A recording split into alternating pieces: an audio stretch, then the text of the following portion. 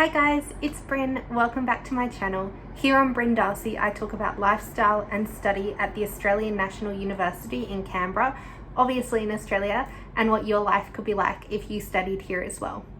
So today is an exciting video. I will be taking a viewer request from Lauren, who's asked me how she can prepare for studying international relations or Bachelor of International Relations at the Australian National University, even though she's still in high school.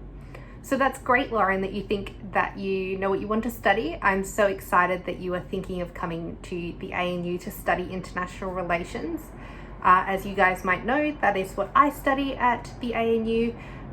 So I feel like I'm in a pretty good place to talk about what I wish I had known before I came to the ANU, or what I wish I'd done to prepare to come to the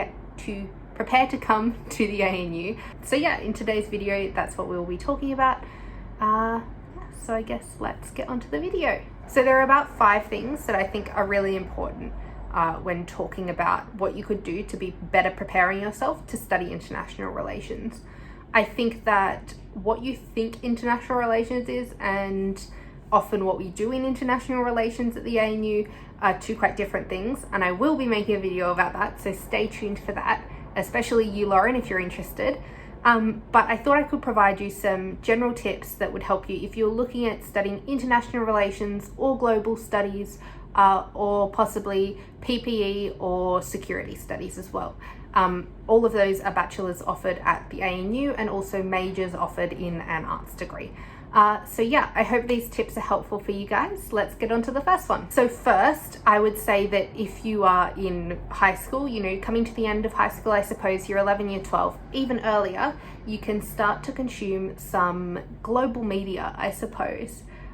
In terms of that, I mean things like reading newspapers or publications that are well known and also well regarded.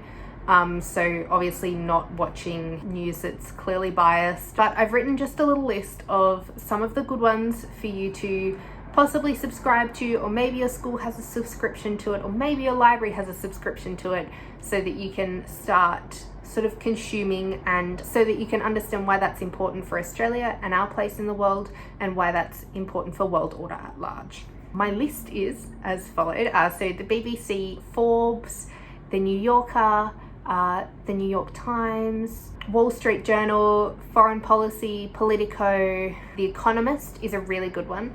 The Economist, you can sometimes get really good deals. There are like a couple of times in the year where they do a really good deal on the subscription, and I would really recommend signing up then, because it's reasonably cheap. And The Economist is a really digestible news source, especially if you are still in high school and you might have exams or other things to focus on. It's something that you can read just quickly in the morning, or while you're having your breakfast or something, when you usually watch a YouTube video.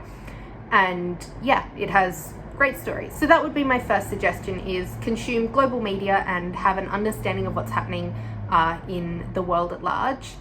I think that coming into a degree like this, you probably are already interested in international relations, but I think just understanding those things is really important. And I think that that goes for security studies and global studies and PPE and politics and other things. I think that that's quite important for all of those, because at times you're asked about a specific conflict that's significant in the world at the moment. So for example, the South China Sea conflict, that's something that's talked about a lot in security studies. So yeah, I think that just having an understanding of what's happening around the world is quite important. My second point is to practice essay writing. Now, in terms of this, I don't mean the essay writing that you learn at high school. So at high school, you're often told to be flowery and long and have these enormous essays that have really no substance. So obviously I recommend following what your teacher said in terms of like the HSC or your final exams, the structure that you should write in. But in terms of university, they often don't want you to write in this flowery and eloquent way. They'd rather that you are able to get your ideas across in a concise and more digestible manner, rather than this academic talk that you may read in academic papers and stuff. This is That's not how they want you to write at university. So yeah, just practicing writing short essays about whatever topic you're interested in at this stage, 500 to 1,000 words, that focus on having a clear point, clear examples, and not just faffing around. I think that would have been really helpful for me when I first came into university, because I am quite a verbose individual. So learning to write things succinctly was really important for me at university. So next, I think that it is really important to learn how to reference. This is not just for an international relations degree, but this is for all degrees. I think that before you go into university and go into your final exam, you should have some understanding of how you should be referencing things.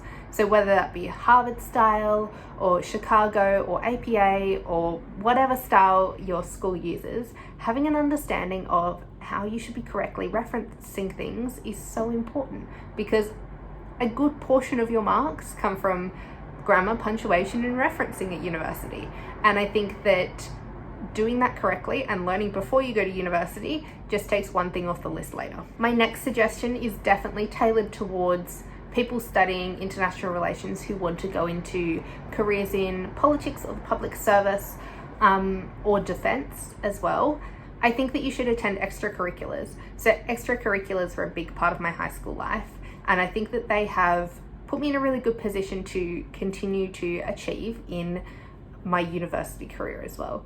So taking extracurriculars like public speaking, debating, Model UN, things like that can be really valuable when you move into university, because again, they broaden your knowledge and they broaden your social horizons, and they build some soft skills that can be really useful at university as well. Working as a team, for example, we're often put in group projects, and knowing how to work as a team and to be able to resolve conflicts between us without getting too upset is an important part of the university experience. And finally, I think that pre-reading some of the background texts is a really good way to build your knowledge about subjects that you are interested in and that you want to take before you're actually taking them at university.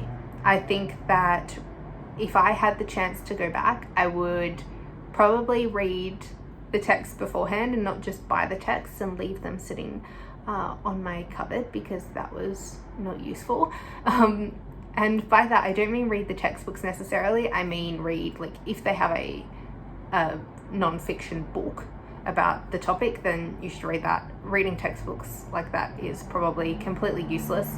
But yeah, classes will often have like a book that just a non-fiction long book about some of the topics I'll talk about in class, and I think that reading that would be a really good way to prepare yourself for international relations, or reading some of those for each of your courses, I should say, would be a really good way to prepare you for international relations.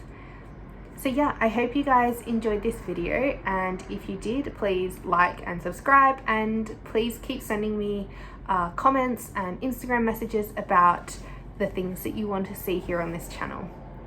So yeah, thank you again, and I'll see you next time.